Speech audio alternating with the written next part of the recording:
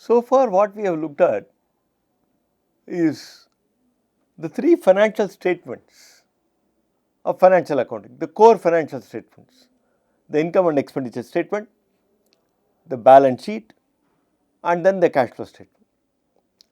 Now the question that comes in here is, what do we do with these three statements?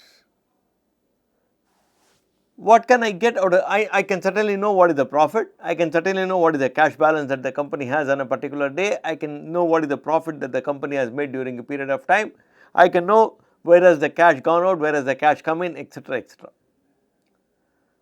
But using this, we got to look at some decisions, some pointers. So that is where we call in what we do is we do first cut analysis of the financial statements. That is what we call it as basic ratio analysis.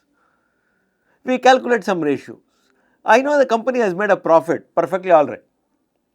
The company has made a profit of, let us say, 50,000. Oh, 50,000 is good, bad, no idea.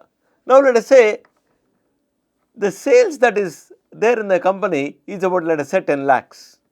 So on a 10 lakh sale, the company has made a 50,000 rupees profit. So that means what? You are looking at only about 5% is the kind of return or the profit, net profit that you are basically making out. Now the same thing I can say, I have invested 10 lakhs is my sale, my capital invest is 100 lakhs. If my capital is 100 lakhs, if I have a 10 lakh sale, then what happens? My sales is only 10% of my capital out. Now when we say I am going to do these kind of analysis, and that is what we call it as ratio analysis. We look at ratio analysis from multiple perspectives. We look at it from the point of view of capitalization, we look at it from the point of view of profitability, we look at it from the point of view of efficiency of the organization in terms of turnover, we look at it in the form of liquidity also. So we will also look at it from various perspectives. For example, as a shareholder, what do I see? What are the specific ratios I have to be worried about? As a debt provider, what is the kind of ratios I have to be worried about, etc., etc. So that gives you a comprehensive understanding. That is, interpretation is fine. Now I move to the next level after the interpretation, that is, I analyze the financial statements out there. The basic analysis, ratio analysis. So we do an analysis under a couple of verticals. And when we do this analysis, please note the analysis of just one figure is not going to give me anything. Let's say, let us say I said the profit as 5%. I want to look at for the past 2 or 3 years or 4 years or 5 years out there, then I can see the trend that it is having. I can compare the trend with the competitors or whatever it is and see whether it is improving or it needs improvement or where is it I have to tighten it, what is the kind of decision I need to make, etc., etc. out there. So when we do a financial ratio analysis, we do it for a specified period of time out there for about 4 to 5 years. And then we look at the trend out there. The ratio analysis will help us understand the liquidity position of the company, the efficiency in the company, the capitalizations of the company, the level of comfort the debt provider will have, and so on and so forth. So we will get on to what is called as the ratio. This is somewhere between, I would say, end of financial accounting and we start off on corporate finance or finance part of it out there, which is the third part of this particular course. And this analysis we will be also using there for making decisions. So which becomes very vital. So we started off with the financial statement. Now we are going to end the financial accounting part of it with some basic ratios. These ratios, please note, are not sacrosanct. These ratios will have to be designed or articulated based on the entity you are analyzing, the purpose you are analyzing. Based on that, we can also design some of these ratios out there or devise some of these ratios out there. So we go on to the next step, that is, we go on to looking at couple of ratios out there. Today what we will be doing, or this session what we will be doing, and possibly the next session also, will be somewhere the transition between accounting to finance. Now why do I say transition? What did we learn as far as accounting was concerned? As far as accounting was concerned, we learned basically to work on 3 basic financial statements.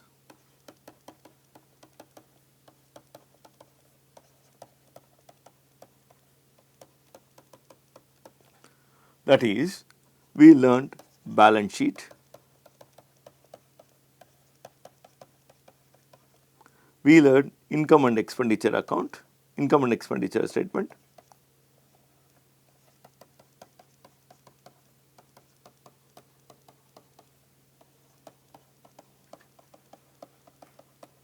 third, we also learned what to do with cash flow statement.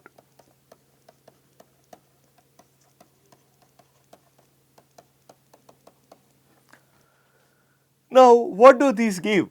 These statements give you the situation or the current facts out there. That is, when I say facts, why did I use the word fact out there? Balance sheet gives you what is the asset and what is the liability you own as on a day, or income and expenditure statement gives you a list of transactions out there. Now, by looking at it is, of course, I know what is the cash, I know what is the profit and etc., etc., etc. out there. But I need to analyze these financial statements. That is where the beginning of what you call is a transition from accounting to finance starts out. Now, I analyze out this. What we are going to talk about today, or in this session or the next session, is going to be somewhere in between. You can attach it with accounting, you can attach it with finance, and it's somewhere in between both. So what do? We analyze the financial statement. Now, why do you need to analyze? We need to analyze to look at what is called as the overall performance of the enterprise. Number one. Number two, imagine you are a credit provider, you are a loan provider to the company out there, you are a loan provider. You want to know the performance of the company, not the overall performance of the company. That is, of course, out of your interest, but your primary concern is what? Will you get back your money? How long will it take for you to get back your money? Is the company servicing, or will the company be able to pay interest on the loan what they have taken from you, etc., etc., etc. Imagine you are a supplier of raw materials on credit to the company. If you are a supplier of raw materials on credit to the company, what are you interested in? You are interested in two things. One, will you get the money? Of course, yes. Number two, when will you get the money? You might get the money after a year, but you are given a 30-day credit to him and he will pay after 1 year. That means what? You have lost interest for about 11 months on that money that is blocked out there. So what do you need to know? You need to know when will you get the money, as well as will you get the money out. So each stakeholder, that is what we say, will have a different concern as far as the entity is concerned. So what do? We take these three financial statements and then we analyze these three financial statements, and then the finance part starts from there. So we analyze to look at what is called as the profitability, the performance, the utilization of the assets. For example, I will say one more aspect. Imagine I have what is called as assets or fixed assets worth about 100 crores. My turnover is only about 10 crores or 20 crores. So can I look at utilization? I am not utilizing all the assets I have created out there. So I want to know whether the revenues are sufficient enough to let me know whether the assets are being utilized in the process out there. Now, I can also look at what is the kind of liquidity. I might have fantastic profit, I might have fantastic revenues out there, but I will not have liquid cash to pay off all my current liabilities or my creditors, the people who have supplied goods to me on credit. I will not have money to pay them because I will have a liquidity problem. So all those aspects is what we analyze, and then we look at how do we do this analysis. We do this analysis with the help of what do we call it as couple of I am going to use a different color, with the help of ratios. We do this analysis with the help of couple of ratios. There are a set of ratios. Now, what are the set of ratios? Don't worry, I have already what do you call it as uploaded the set of ratios out there. I have got a set of ratios. Are these the only set of ratios? No, these are only indicative set of ratios. I am going to explain each of these, do not worry about it. I am going to explain each of these ratios. Each of these 25 ratios, again, where did I pick up? I have picked up from only the prescribed textbook. That is where it says discussed in chapter. In the chapter of the textbook, I have picked it up only from the textbook of Anthony and Hawkins, and prescribed textbook for this course. One of the prescribed textbook, I picked it up only from there. That is why I said discussed in chapter out there. Right? I am going to discuss each of these ratios out. Now, are there 25 ratios or something you have prepared? Sir, is there only 25 ratios? No, your ratios will also depend on the kind of situation or the kind of analysis that you are trying to do out. Some ratios may be irrelevant in some situations. Some ratios you may have to devise depending on the situation. These are only indicative. Now, what are the situations? Let us take a couple of things out. Let me take a couple of aspects out there. I am not going to go in the same order of these 25, but I am going to look at what is called as a couple of what do you call it as a little slightly. I am not going to take it exactly in the same order, but we will try and cover overall all these ratios. So, as a first step, what do? We look at, as a first step, we say ratios. Now, let us look at it from one aspect out here. One by one, let us take. I am not going to take it in the same order as I said. I am going to take it in a as a discussion. So, we will try and cover all this. Imagine you are a capital provider out there. Imagine you are a capital provider.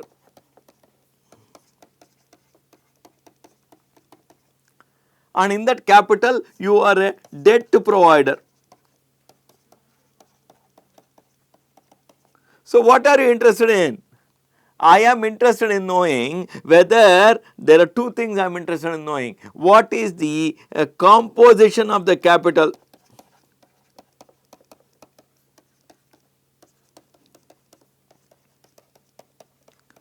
When I say composition of the capital, that is, I want to know what is the percentage of equity in the company, what is the percentage of debt in the company.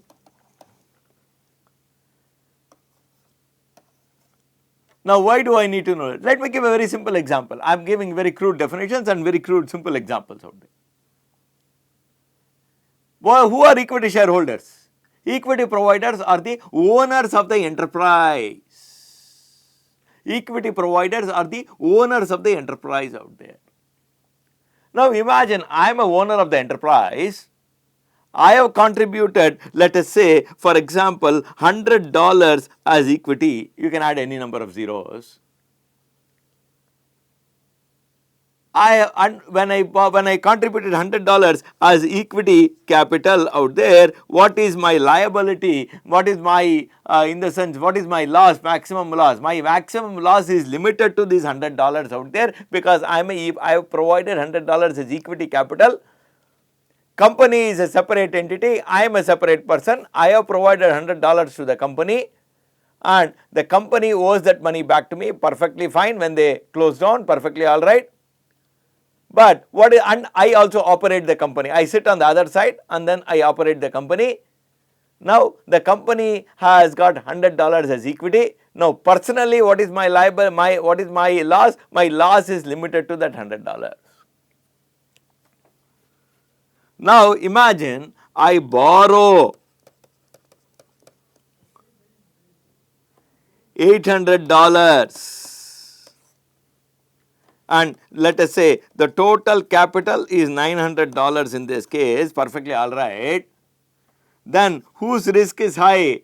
Risk of the debt provider is very high, because in case the company does not do well, what happens? Who loses? I lose only 100. The fellow who has provided loan to me, he loses the entire $800 or major part of it out.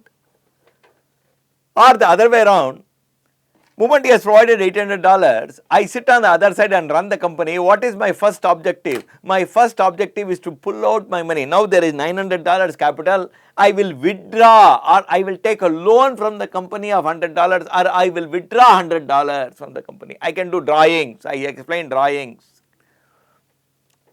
I draw $100 back from the company. In the sense, what happens in this particular case, total capital. Now I will say drawings, if I am a partner or whatever, or if I can withdraw, I need not use it as drawings, I can withdraw in many forms. So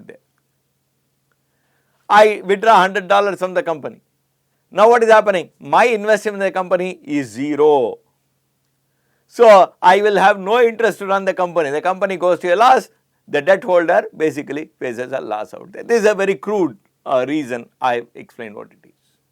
I mean I can sort of explain it in a little more what do you call it, as a professional or a way, but I mean since again I am looking at the undergraduate level at the first course on finance, I am making it a very crude definition out there.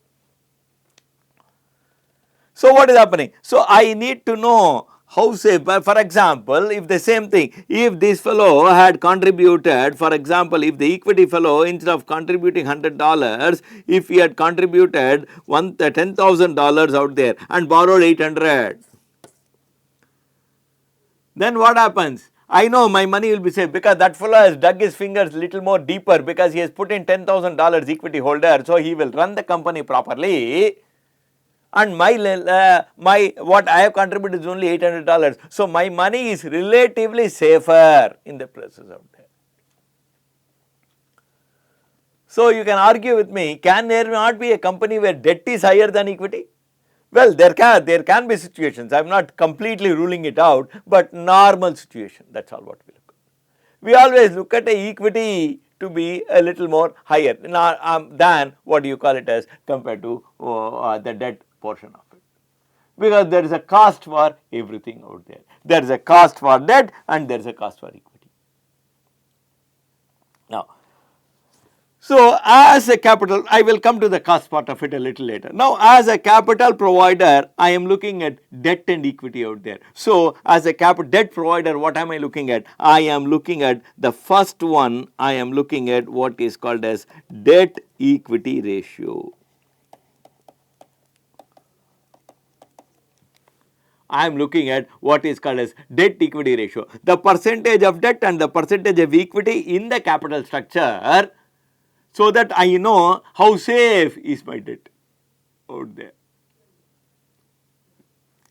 So what is the inference out here? I want to know what is the percentage of debt in the company. If the debt is only 10% in the capital, then I can provide a little more debt out there. So even after I provide the debt, maximum the debt to equity ratio will be 15% debt and whatever 85% equity, still my debt is relatively safer in that particular case. So that is what I will look at.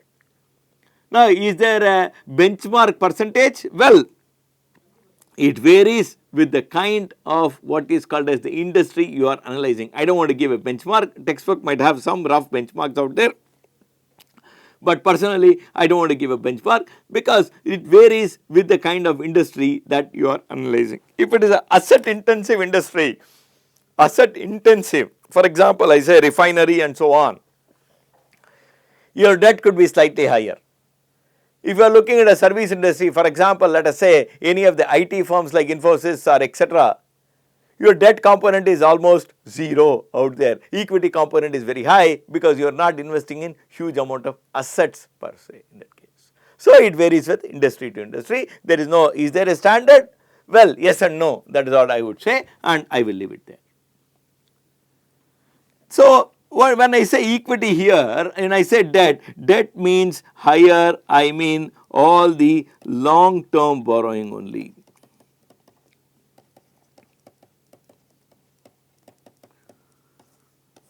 All long term borrowing put together, clubbed together out there.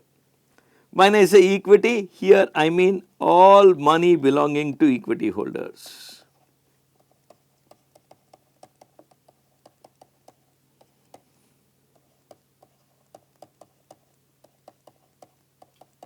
That is equity share capital plus all the retained earnings or reserves and surplus. All the reserves and surplus out there. Reserves and surplus includes retained earnings, the money belonging to the equity shareholders out there. in this case. Now, moving further out here, as a debt provider, what am I further interested in? I am interested in how safe is my capital, whether that guy has, the equity provider has a higher investment as compared to the debt. Well, that means he is not going to swindle my money relatively, he has more money is stuck out there, so he will be more interested to operate the company. That is what I am going to believe in. Now, the second aspect what the equity holder will be interested in is looking at whether he will get timely interest.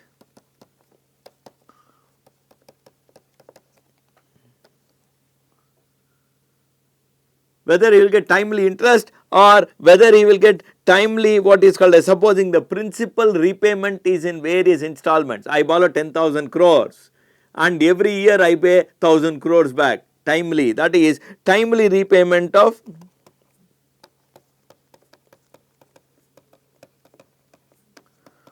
principal, timely repayment of principal out there, timely repayment of principal, timely repayment of timely interest payment and timely repayment of principal. For this, what do? We do what is called as, we show interest coverage ratio.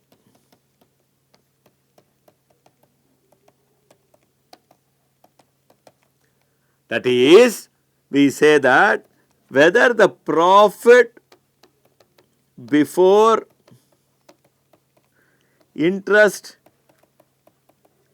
and tax is sufficient, whether the profit before interest and tax, or what we call it as PBIT.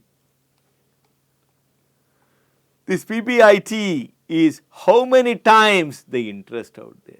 This PBIT is how many times the interest, that is, supposing I would say that is what is called as the profit before interest and tax divided by my interest expenditure. So, what will this tell me? This will tell me the profit as how many times the interest. Higher the number, then the company is in a comfortable position, earning decently well to pay my profit.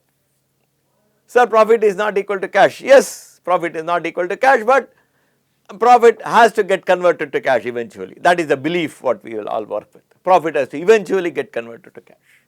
So, the profit is sufficient enough for them to service or pay the interest. So, I am looking at whether the interest coverage, the timely payment of interest out there, whether the company is capable of doing this. Sir, why profit before interest and tax? Just hold it for a couple of minutes, I will come back to it. The next one is timely repayment. For example, I said 10,000 crores. 1,000 crores every month, 1,000 crores every year out there. So, what do? The profit before interest and tax again, is it sufficient enough to pay what is called as the interest expenditure plus the principal due? Due in the current term.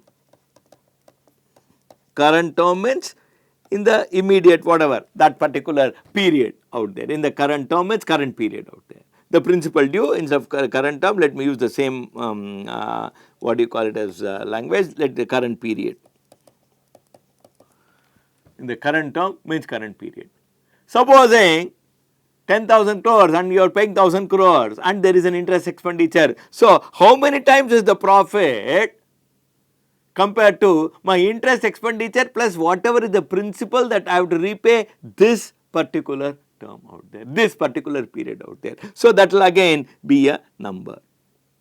So, what happens? As a debt provider, if I see all these three things and I feel I am very comfortable, the debt to equity ratio, the debt to equity, debt is very small, equity is very high, very good, fantastic, my debt is safer.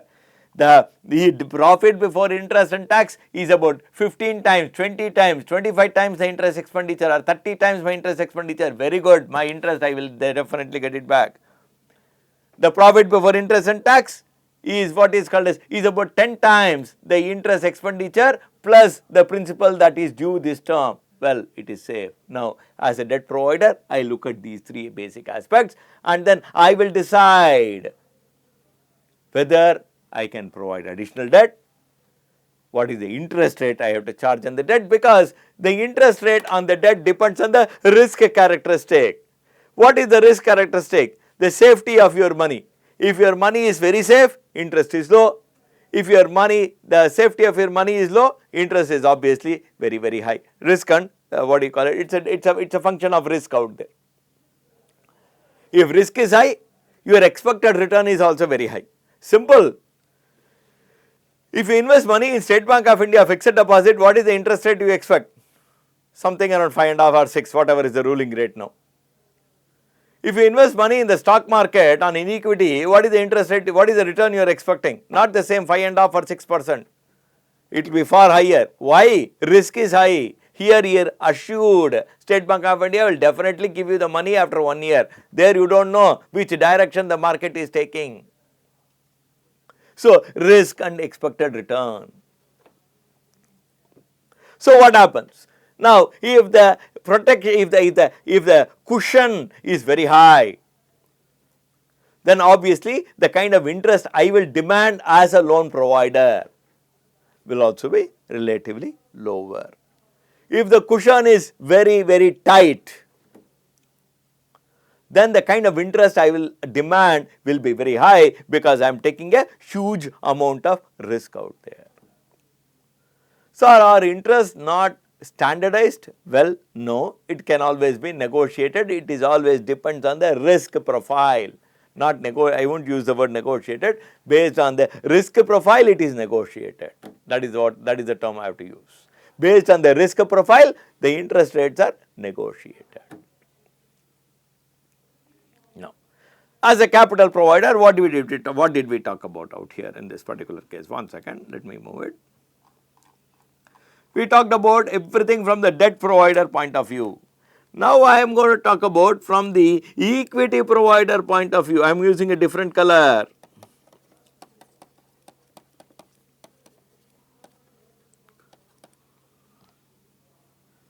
Now, as an equity provider, what am I interested in? I am certainly interested in, as an equity provider, I will write as an equity provider.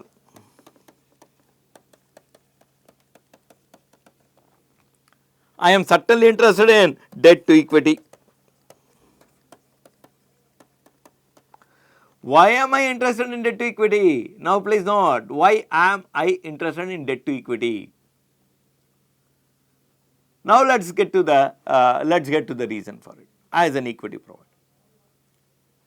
Very simple. I am just going to use a different color at this stage, and then let us say, imagine there are two cases out there. There are two companies, company A and company B. And company A has an equity capital of $100, company B has an equity capital of only $60. Company A has a debt, this is debt,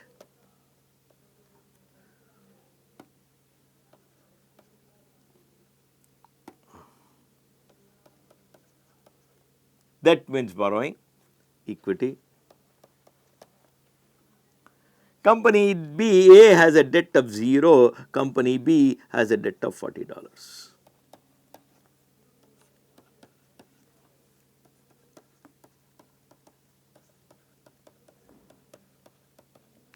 Total capital is $100. Now, the company, let us also take it for the time being, this debt is at 10%. I am taking 10% just for ease of multiplication. You can take any number what you want, ease of multiplication I have taken 10. Now, let us look at the company makes a profit before interest and tax. Profit before interest and tax. Profit and before interest and tax of about, let us say, $10.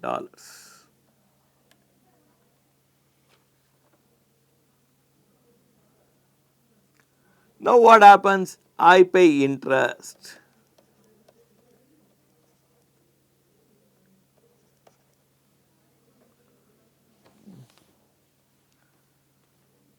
Now why interest out? Please note, debt interest, interest that you pay on the borrowing is always before taxes.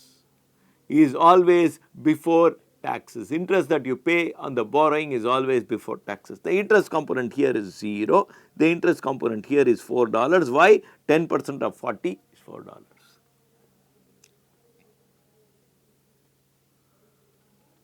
Now I will have my profit before tax out there.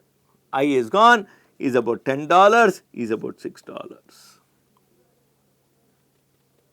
Again for the ease of multiplication, I will say my tax, I look at Swedish taxes, I say my tax is at 50% out there. I am just taking 50 as a number, you can take any number what you want, any number what you want. Now it is for ease of multiplication 50%, now in tax is $5, my tax is $3 here. So what happens? After taxes, my profit after tax, PAT, or what do you call it, my profit after tax, in this case is $5 and is $3. Beautiful out there. Now what is the return on equity? The return on equity, that is return on equity in case 1 is 5% for both. That is for 60 it is $3, for 100 it is $5. Am I right, Suhail? 5%? Yeah. Now I take the same case out there. Now I take the same case. Imagine I am going to use a different color out here. Imagine it is what they call it as, it's a COVID year, or what do you call it, there is a downturn, it is a COVID year. And because it is a COVID year, your profit before interest and tax, or because whatever, it is a year which is, there is, the economy is down, or whatever it is. The profit before interest and tax drops from $10 to $8 in both the cases. Please note, both the companies are exactly in the same business. Now what happens? My interest is 0, is $4, continues to be $4 because debt I am obligated to pay. This is case 2. Now what happens? Profit before tax is $4 out here and $8. My tax is the same, tax does not change, tax is the same 50%, $4 gone, $2 out here. And then what am I getting? I am getting $4 out here, I am getting $2 out here, profit after tax. My return on equity in this case is 4%. In the other case, for $60 it is $2, for $60 it is, for 60 rupees or $60 it is $2, that is, how much is it? Express it in the form of a percentage. 2. For 60 it is $2, because 60 is my equity out here. Calculate, you guys have to calculate, what is my equity? My equity is $60 and for 60 it is $2. Suhail, calculate. 3.33%. In the earlier case, what was the return? Return both of them at 5%, fantastic. In case 2, what happens? The profit slightly drops. My return for the equity holder drops substantially, 3.3. I can do one more case. I can do case 3. I will use a different color. Case 3. Supposing the PBIT, the worst COVID year for A and B is $6, drops to $6. My interest component for this is 0, for this is $4. So 6 and $2. that is my PBT. My tax at same 50%, what happens? $3, $1. So what happens out here? My profit after tax. So what is the return on equity? 3%. What is it? $1.60. So hell, how much is it? 1 by 60. 1 by 60. For $1 for 60. Calculate the return. 1.66. 1.66% return. So what do you see in the first case? Both of them made $5, beautiful.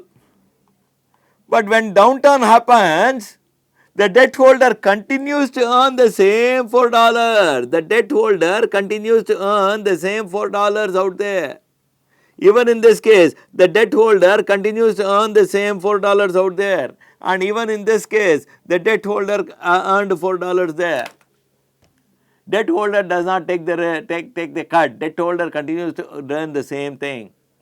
So what is the equity holder is bearing all the risk. That is, as the debt increases in the capital structure, what happens? The risk of the equity holder increases because, for example, in this particular case, let us take this case itself. The company says, I need to increase my equity, I need to increase my capital to 120. That's all. The company has said, I need to increase the capital to 120. In the first case, they say, I am increasing what is called as in equity $20. In the second case, I am increasing in debt $20 out there. Moment they increase the $20 out there, what happens? This interest, instead of 4, it will become 6 out here. If it becomes 6, what happens? This will be 4 and this will be $2 only. That is all what happens, and equity holders will get only $2 in this particular case out there. No sir, if they increase more capital, you might say they will get more profit. Agreed. But the day you imagine I have taken borrowed money, I need to buy machinery, I need to invest the machinery, I need to install the machinery, I need to do the trial run, I need to get get a market for that extra investment what I have made, etc., etc. And that will all not happen in one day. Whereas the debt has come in as of today. So what happens? Till you reach that extra profit what you are going to get, the profit is going to remain the same because I borrowed to this year, machinery I have ordered, it will come next year, then I will install, and it will, by the time it reaches a steady state, it will take 3 to 4 years. Until that 3 to 4 years, my profit is not going to greatly increase, whereas my debt interest is going to greatly increase because I have borrowed today. So what is happening? Who is bearing the risk? The existing equity holders are bearing the risk out there. So what do we need? So therefore equity holders will also be interested in debt equity ratio. If the debt is going to be high, then their expected return is going to be very, very high, and so on and so forth and etc. So they will also be interested in what is called as debt equity ratio, percentage of debt and percentage of equity. I hope I have conveyed. Now the next aspect, equity holders, what are they interested in? The further, if I have to say, they will be interested in what is called it as, the next one called as EPS, that is what we call it as earnings per share.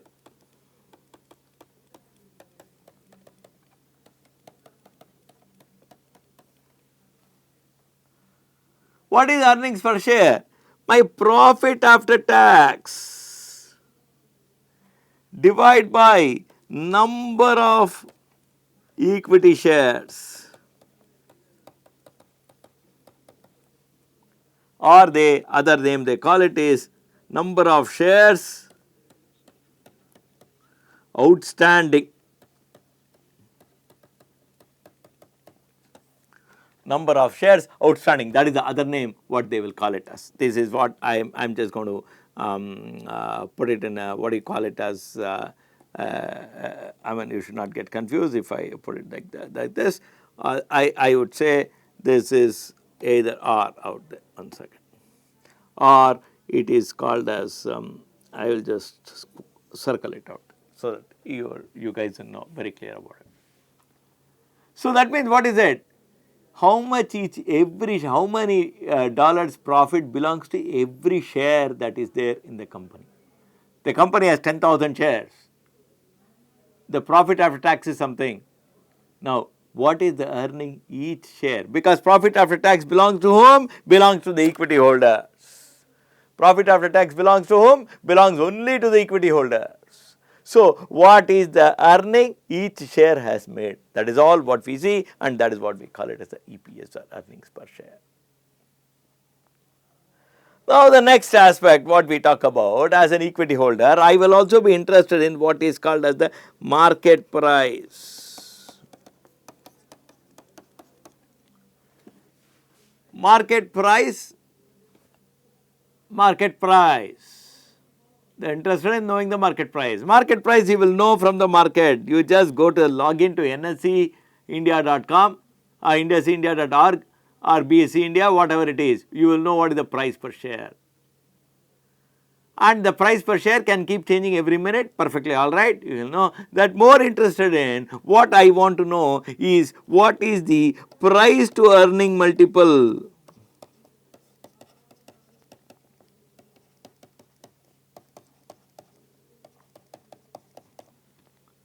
Because this is what I will use to compare price to earning multiple. I will use it as price to earning multiple, or what they call it as PE ratio or PE multiple. Sorry.